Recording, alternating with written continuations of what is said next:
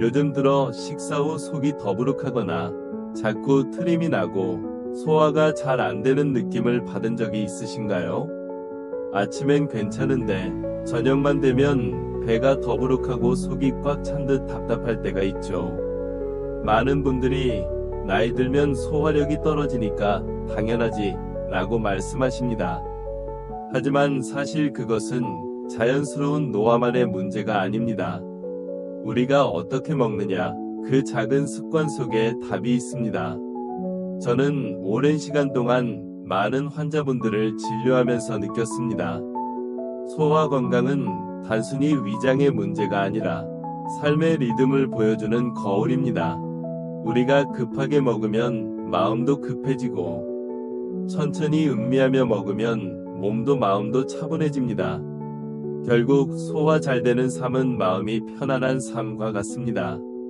오늘은 여러분과 함께 나이 들어서도 속이 편안하고 식사 후에도 기분 좋은 하루를 만들 수 있는 소화 건강을 지켜주는 7가지 식습관에 대해 이야기해보려 합니다. 이건 단순히 의학적인 조언이 아니라 제가 수십 년간 현장에서 만난 어르신들의 지혜이기도 합니다. 먼저 이런 질문을 드려볼게요. 여러분은 식사할 때 얼마나 천천히 드시나요? 많은 분들이 이렇게 말씀하십니다. 급하게 먹지 않아요. 그래도 먹다 보면 어느새 다 먹어 있네요. 그게 바로 첫 번째 문제입니다. 첫 번째 식습관, 천천히 꼭꼭 씹어 먹는 것입니다. 이건 너무 당연한 이야기 같지만 실제로 가장 중요한 기본입니다. 음식을 천천히 씹으면 위장의 부담이 줄어듭니다. 음식이 충분히 잘게 부서져야 위에서 소화효소가 제대로 작용할 수 있습니다. 그런데 대부분의 분들은 한 입에 삼키듯이 드십니다.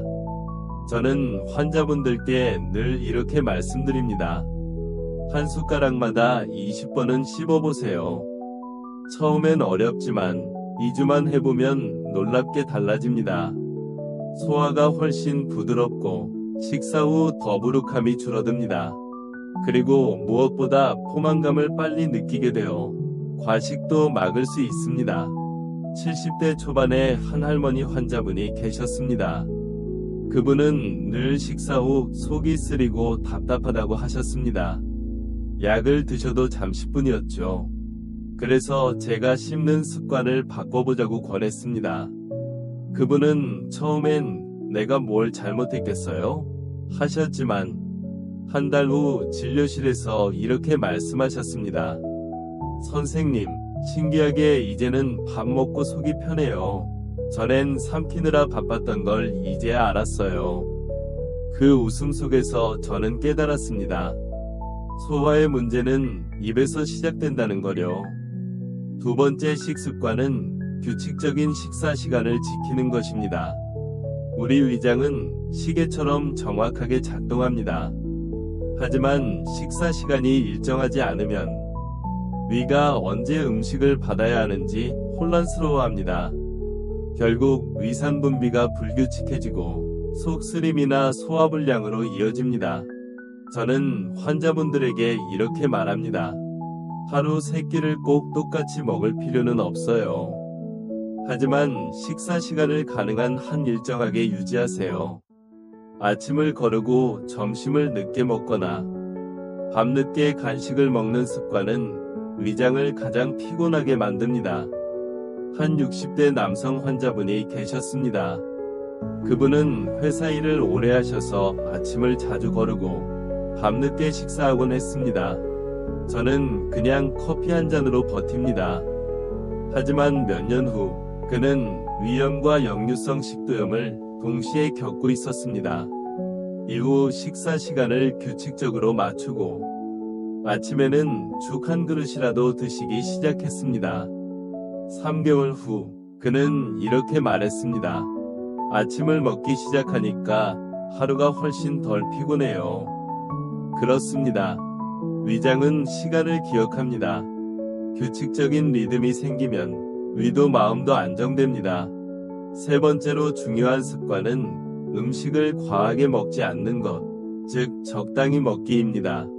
어릴 땐 배부르게 먹는 게 좋은 일이었지만 이제는 적게 먹는 것이 건강을 지키는 지혜입니다. 위는 풍선과 같습니다. 한 번에 너무 많은 음식을 넣으면 그 탄력이 떨어집니다. 이렇게 늘어진 위는 다음 식사 때도 더 많은 음식을 원하게 됩니다. 제가 진료실에서 자주 듣는 말이 있습니다. 선생님, 배가 부른 줄 모르겠어요. 그건 위장이 이미 커져 있다는 신호입니다. 이럴 때는 식사량을 서서히 줄이고 식사 후 바로 눕지 않는 것이 중요합니다. 한 환자분은 이렇게 하셨습니다. 저는 식탁에서 일어나면 늘 눕고 싶었어요. 하지만 요즘은 10분만 걸어요. 그 결과 한 달 후 속이 훨씬 편해졌고 더 이상 약을 찾지 않게 되었습니다. 그분은 웃으며 말했습니다. 이제 밥이 아니라 산책이 제 소화제예요. 이처럼 소화 건강은 특별한 비법이 필요하지 않습니다. 매일 반복되는 작은 습관 안에 해답이 있습니다. 천천히 먹기, 규칙적인 식사, 과식하지 않기. 이 세 가지를 실천하는 것만으로도 위장은 훨씬 가벼워지고 몸 전체가 다시 균형을 찾게 됩니다. 하지만 여기서 멈추지 마세요. 소화를 돕는 습관은 단지 식사법이 아닙니다. 몸의 리듬, 마음의 여유, 그리고 자신을 대하는 태도와도 깊이 연결되어 있습니다. 그래서 우리는 다음 이야기에서 몸속의 균형을 지키고 장까지 건강하게 만드는 또 다른 습관들을 살펴볼 겁니다. 지금 이 순간에도 여러분의 위장은 조용히 일하고 있습니다. 그 위에게 잠시 휴식을 줄 수 있는 습관을 만들어주세요. 그게 바로 진짜 건강의 시작입니다.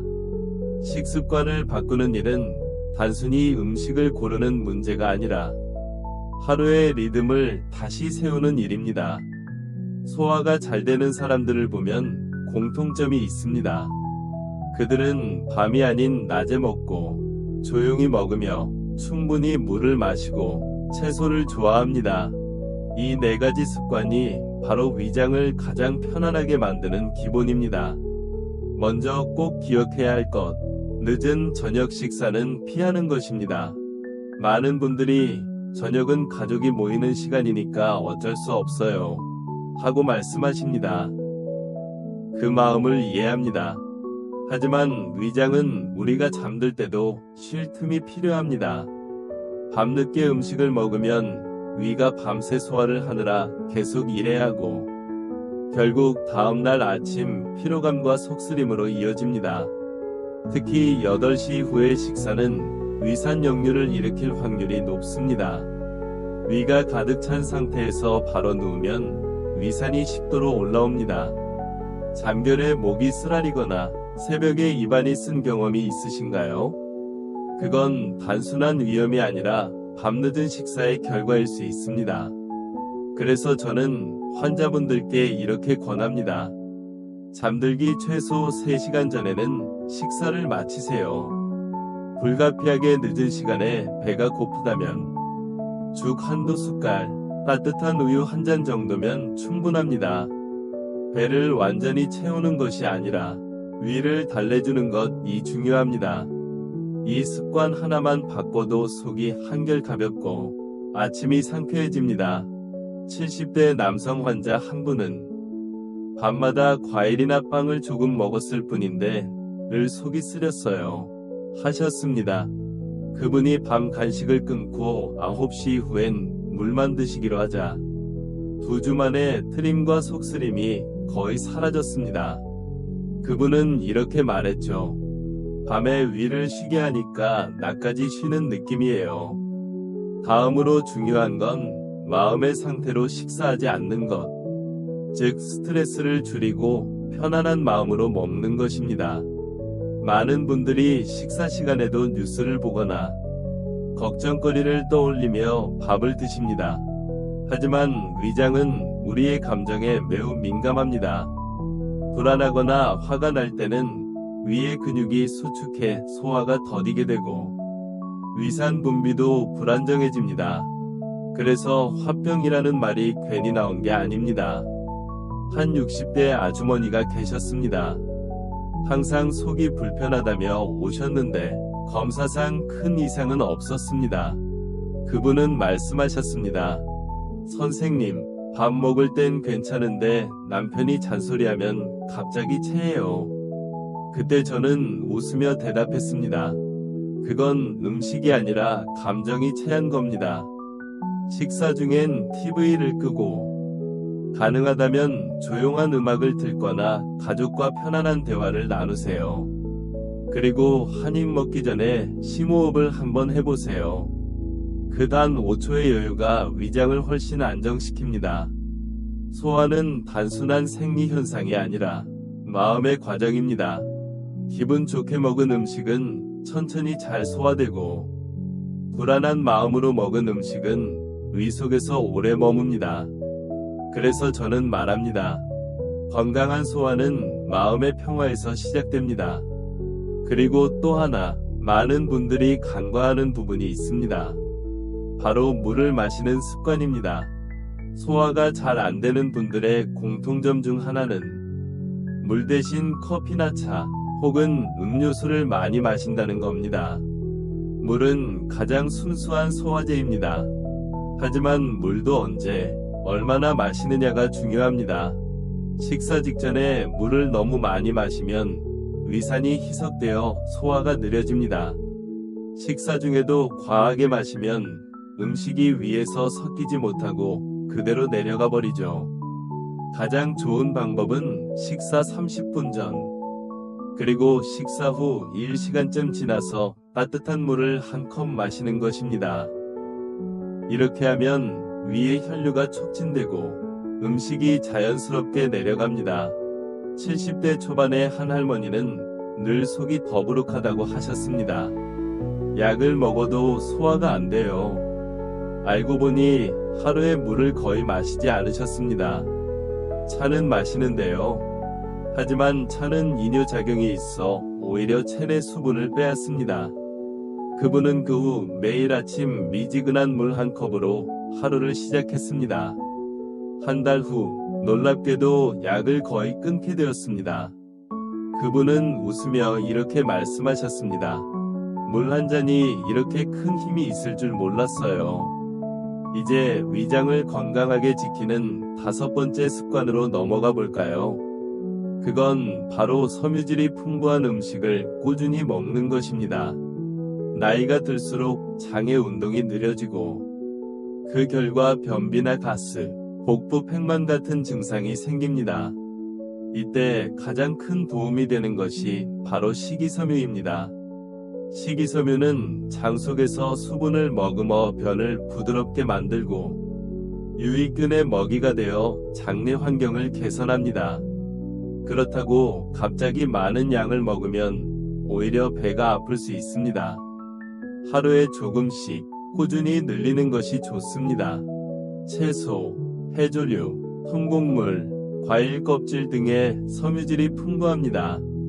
저는 환자분들에게 이렇게 조언합니다. 하루에 채소 반찬을 2접시만 더 드세요. 그게 약보다 강한 치료입니다.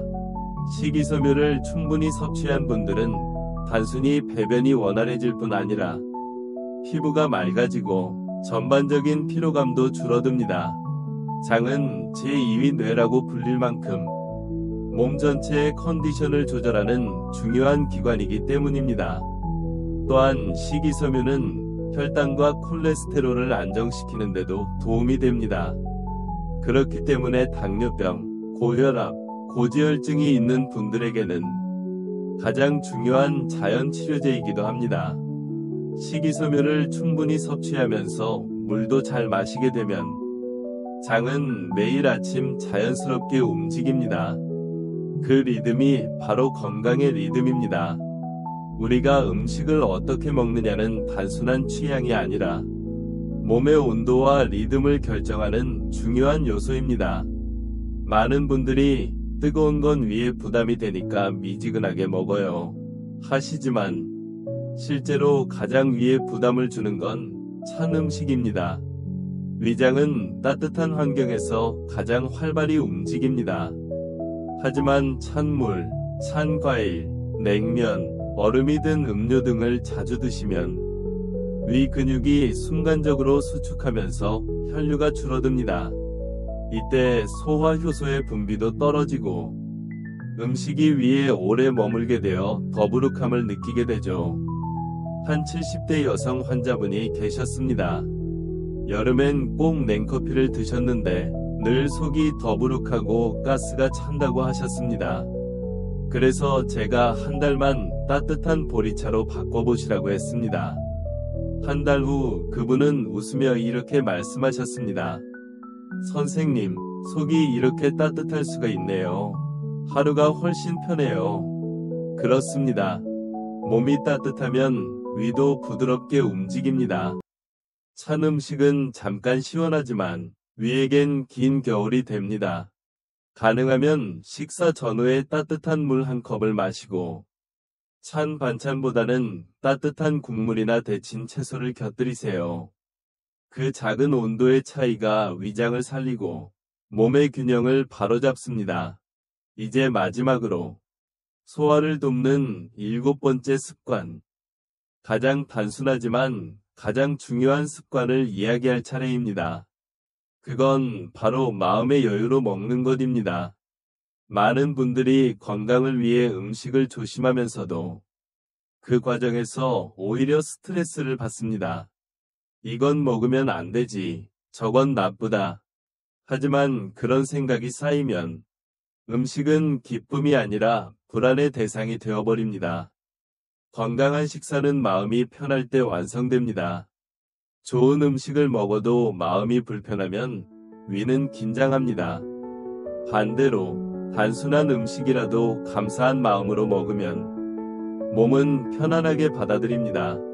그래서 저는 환자분들께 늘 이렇게 말합니다. 무엇을 먹느냐보다 어떤 마음으로 먹느냐가 더 중요합니다. 한 노부부 환자분이 기억납니다. 남편은 늘 아내에게 이건 짜다, 저건 기름지다 하며 잔소리를 하셨습니다. 아내분은 그 말에 스트레스를 받아 식사 후 늘 체하곤 하셨습니다. 그러다 어느 날 남편분이 제게 이렇게 말씀하셨습니다.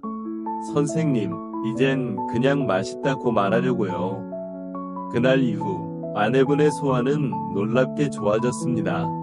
음식보다 말이, 그리고 마음이 위를 더 움직였던 겁니다.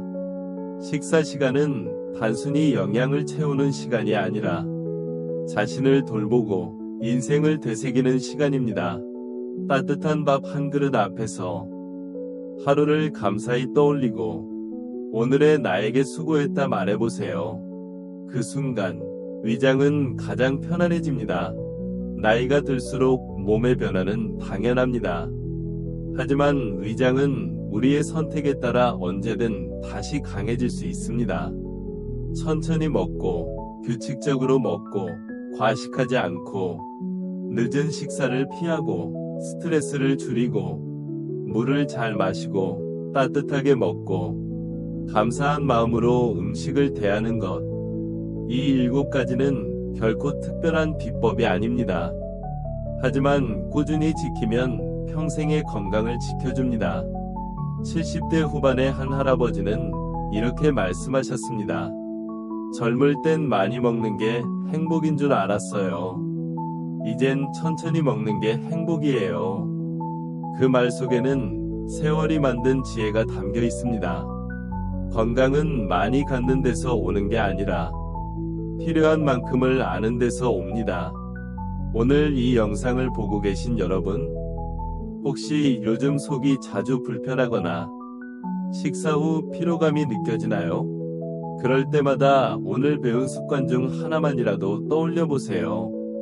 한 숟가락 천천히 씹고 식사 후 짧은 산책을 하거나 찬물 대신 따뜻한 차를 마셔보세요. 그 한 걸음이 소화를 바꾸고 소화가 바뀌면 하루의 기분이 달라집니다. 소화가 잘 된다는 건 단순히 위가 편하다는 의미가 아닙니다. 몸 전체가 조화롭게 움직이고 마음까지 가벼워진다는 뜻입니다. 그래서 저는 이렇게 말하고 싶습니다. 소화는 생명의 리듬입니다. 그 리듬이 부드럽게 이어질 때 우리의 하루는 훨씬 따뜻하고 평화로워집니다. 오늘도 식탁 앞에 앉으실 때 이 말을 마음속으로 한번 되뇌어 보세요. 나는 내 몸을 위해 먹는다. 그 단순한 문장이 당신의 위를 그리고 당신의 하루를 바꿀 것입니다. 건강은 거창한 게 아닙니다. 따뜻한 밥 한 숟가락, 깨끗한 물 한 컵, 그리고 미소 한 번이면 충분합니다. 그 세 가지를 잊지 않는다면 소화는 언제나 당신 편일 겁니다. 오늘도 여러분의 속이 편안하길 바랍니다. 그리고 내일의 식탁엔 조금 더 여유와 미소가 함께하길 바랍니다. 감사합니다.